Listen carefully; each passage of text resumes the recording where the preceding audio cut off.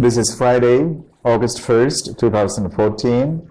We are at the Archbishop's house at Changanasheri, Kerala, India. We are blessed today with the presence of Archbishop Emeritus Mar Joseph Powathil. Mar Joseph Powathil was born in 1930 at Qurbana. Was ordained a priest on October 3, 1962. Pope Paul VI ordained him a bishop in 1972, just 10 years after his priestly ordination. Mar Powathil served as president of the Catholic Bishops' Conference of India from 1994 to 1998.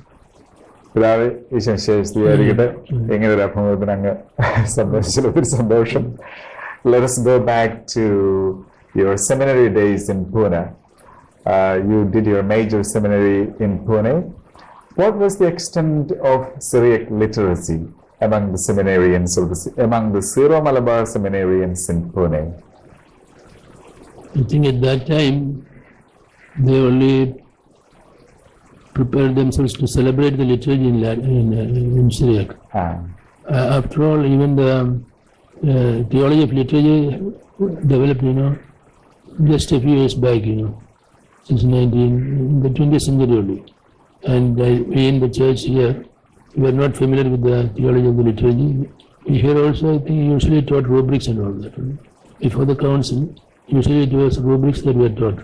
Okay. And so we didn't have any theology like that. Liturgy as a subject for study, I think was not, theological study was not part of the seminary curriculum at that time. Oh, really? We in Pune, we prepared for the celebration of the liturgy, both the Qurbana and also the hours. We studied to pronounce the words and also to know the meaning. Okay. And to sing the song. That was all the effort. No proper theology of the liturgy was taught. Interesting. Now, coming to the music section, did you sing those melodies that we sing today? The Syriac melodies? At that time, this side, I don't remember, but we used to have all the songs of the Mass, hymns of the Mass. Oh, okay. So what about the liturgy of the hours? You just recited the prayers? Yeah. Oh, okay. Of course, they tried to teach us the meaning also, but it was not possible to cover. What about the melody? That you used to sing? At that time, we used to sing that with difficulty. Because I am not a musician. Okay. So you just learned enough to celebrate the hours and the Qurbana. And that was the order of the day, I think, those days. And the first Mass was, where was the first Mass? It was in the seminary itself. Okay. Actually, at that time, we were all ordained together in the seminary, and then only we could go back to our native places. And actually, that happened at the end of the academic year. So, and I did not have any celebration at home also. We celebrated in a very simple manner on the Sunday. Because, before that we had Archbishop Mar at that time. We were students, and he was for more social work and engagement with the social field. So we also had that, and actually at that time I didn't think very much about liturgy, but I was more or less concerned with the social problems. So I want to celebrate without any other extra provisions. And that was also why when I became bishop also, I wanted people not to make a big show of the welcome and all that. And we started the charity fund at that time. So that was the attitude at that time. More or less inclined towards a social question. Right. Not properly Right. Was that the reason for you to choose Oxford to study economics? No, economics because I was expected to teach here. I was actually teaching here. You mean at the SB College? SB College, yeah. So, but I felt my inadequacy because, I learned economics. I finished learning economics in 1952. I came back in 1963. So it's a big gap of time. And actually economics grew up a lot at that time. So I was out out of touch with those new topics, mathematical economics and all that, development economics. When we studied, development was not a question at all. Economic growth we spoke of, but even that was later. So I had to relearn. So I thought of spending something outside. Actually, it was not my choice. One of the priests, I think, told Archbishop Powathil that there was an opportunity there. So when was this interest in liturgy and theology? Of course, being in Pune and in the company of so many Mangaloreans and Goans, so we wanted to know about our church also, in contrast to the Latin almost domination at that time. So there is interest, and also in my theological studies, I think I laid more stress also on liturgy, because the thesis I wrote for the LPH was the social aspects of the new Qurbana. That was the thesis I wrote. You mean the Malayalam Qurbana? No. Malayalam Qurbana, yeah. Okay. Because only then I would understand what. So, but then when I came here, in 1 or 2 years' time, I think I was selected I was appointed by the Archbishop to the Central Liturgical Committee of the Syriac Malabar Church to educate the impression as Right. When you were at Oxford, did those guys look at you like how did they appreciate the Syriac tradition? Actually, I did not stay in the Campion Hall for a long time. I was staying once with the brothers for some time in the brothers' house, and then later with the parish priest. So I was in Campion Hall for some time. Campion Hall is the college of the Jesuits. Okay. But of course, I studied in the Institute for Economics. But they were all friendly, I think, that time. One curiosity that I have is, after becoming bishop and archbishop, Pidavana, you had a lot of opportunities to meet bishops and priests from the Chaldean Church. While you were in Rome or in America. What was their idea of us? Because we believe that we are preserving some of the melodies, some of the traditions of the church, Chaldean Church. Do they respect us? Do they acknowledge that we are in fact preserving those new melodies? Of course, they know that we have been Latinized a lot, but we also know that they have been Latinized. The present Chaldean Church is a very much Latinized church. So I know many of the priests, even the present patriarch is known to me. The patriarch Cardinal Louis Sacco. They are in trouble now.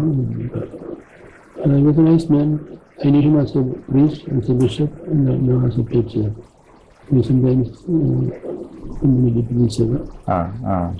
Of course, they are a small community, You're right. Actually, they would like us to be with them, that was the whole problem.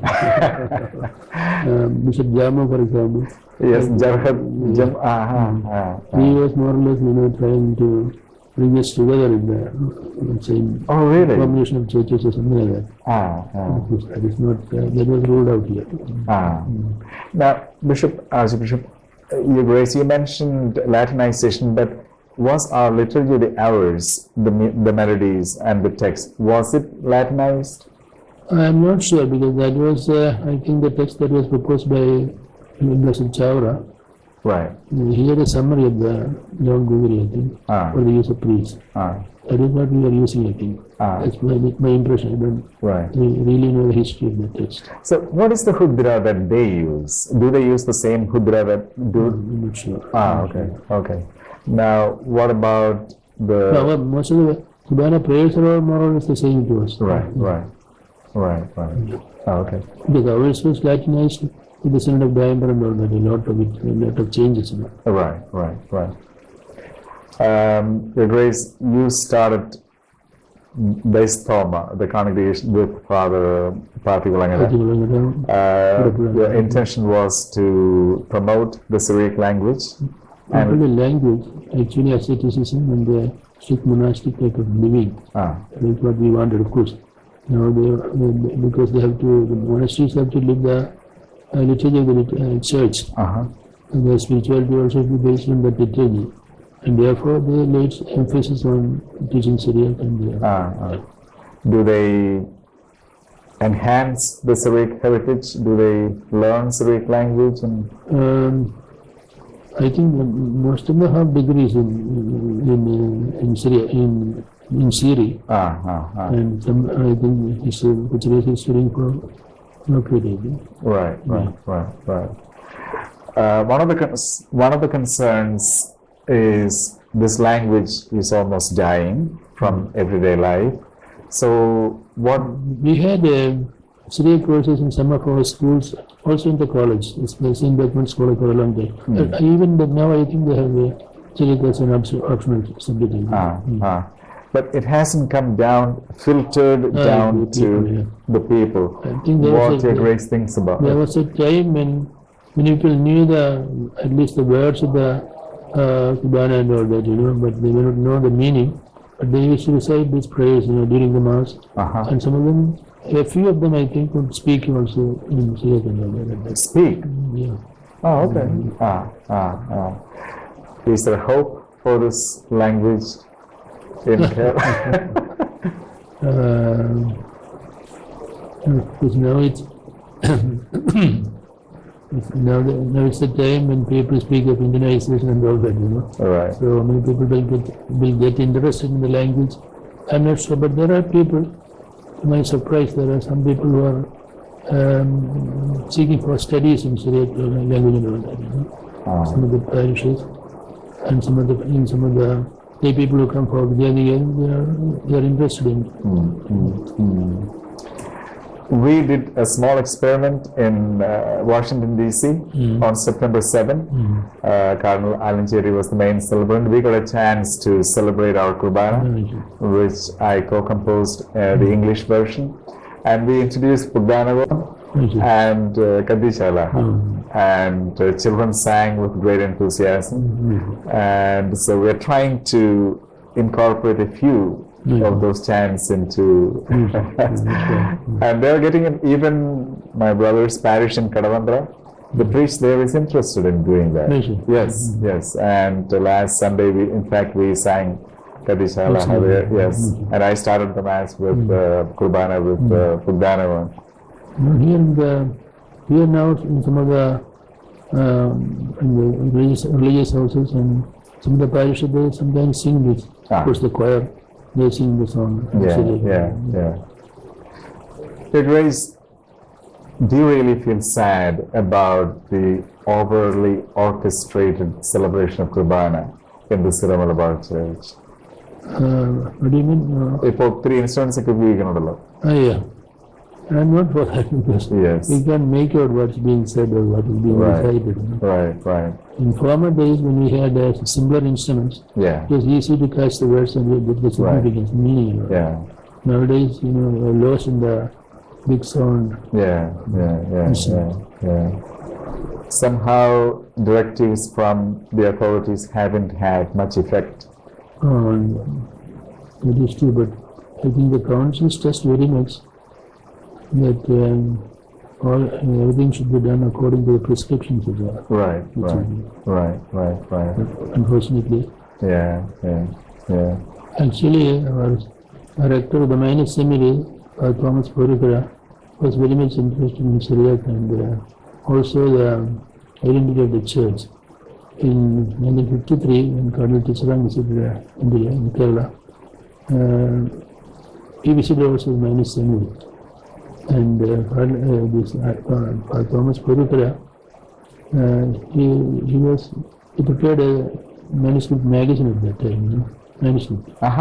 And he wrote the main article in English, of course, an article on the church and all that, the extension of the jurisdiction and all that.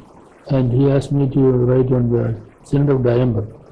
So at that time I read some of the books concerning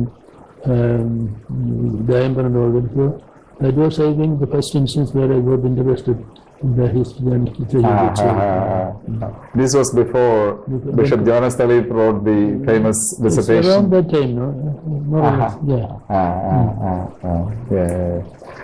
Your Grace, we have received so much from the Chaldean Church. Did they take anything from us? Do they have any documentation of adopting some of the things that evolved here? No, I don't know that. Actually, we didn't have much contact after the separation. No? Of course, the bishops, perhaps they met in the synod and in the council and all. Otherwise, there was not much of a contact. They were not coming here and we are not going there.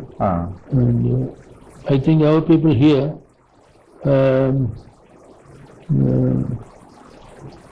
we are more interested in the Latin church than in the Syriac church. So not much contact. Only thing is some of the new professors like Yusuf and others. I had an opportunity to meet Jamo before he became bishop. I went to Detroit to see our priest, Father Dan Portakara, and he said you should go and meet. He was a priest there, and I sang to him, Kambil Maran. He was mesmerized. He said, "Oh, we had this melody and we lost it, but you have it now." Yeah, they have. I think they sing differently some of the hymns. But still, they want to retain, because after the Islamic period, their melodies changed. But do they show any? I was wondering if they show any interest to come here and learn the melody. Yeah. People like Madai, young Madai, he was interested in our literature and he used to study it. But he was a Latin. Right. You know, I haven't heard of any Chaldean coming here. Of course, you have the Syrian church here. With Shura is in Tichu. They may be in contact with them, but not with us. They have a different pronunciation. Shura is. Yes. They would say Karo Thultha. For some reason, they have adopted West Syriac pronunciation for many words. Because they lost contact with us. Right. They wanted to establish their own identity to show that they are different from us. Small community. Your Grace, we ask your blessings for this project to document as many melodies as possible and as many prayers and as many ways of chanting the text. So please pray for this project. And if a priest can go around and interview people, our former church singers, Partigara, and record those melodies, because I cannot do it alone. We need a concerted effort to, once they die, we lose those melodies. പാട്ടുകുർബാനയുടെ പാട്ടുകൾ നമുക്കിപ്പോൾ ഒരുവിധം അച്ഛന്മാർ preserve ചെയ്യുന്നുണ്ട്. പക്ഷേ അതിന് അപ്പുറത്തുള്ള പാട്ടുകൾ we have a priest here who is living that. We want to start a monastery and all that. Father Tejas Paul, you know him. He may be interested in doing it if you ask him. Is he in the diocese? He's in the diocese. He comes sometimes to teach Syriac here. He conducts classes. In Syriac. Okay. In Syriac. He may be interested in contact him. He's an ardent devotee of the language. That's wonderful. പിതാവ് ഒത്തിരി നന്ദി പിതാവിന്റെ സമയത്തിനും I could not help you very much.